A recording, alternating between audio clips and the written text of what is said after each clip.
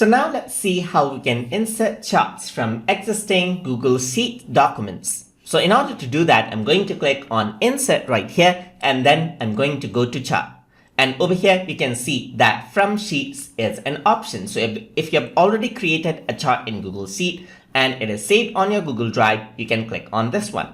Once you do that, you'll have access to all of your spreadsheets right here. So here you can see that I have different charts that I can actually import out. So I'm just going to go around and then choose this one right here, which I made previously. So I'm just going to select this, and then what happens is that it imports out the chart.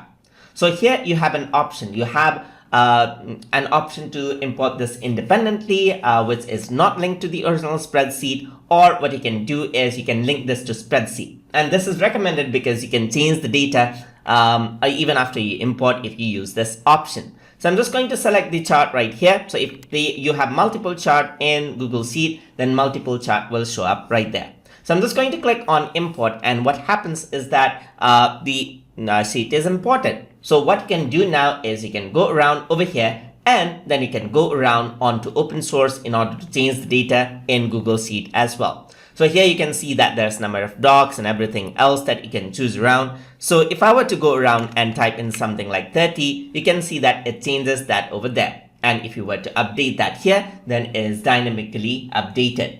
So that is how you can insert charts from existing Google Sheet documents inside of Google Slides. So hope you guys learned something as always. And as always, please like, comment, share, and subscribe.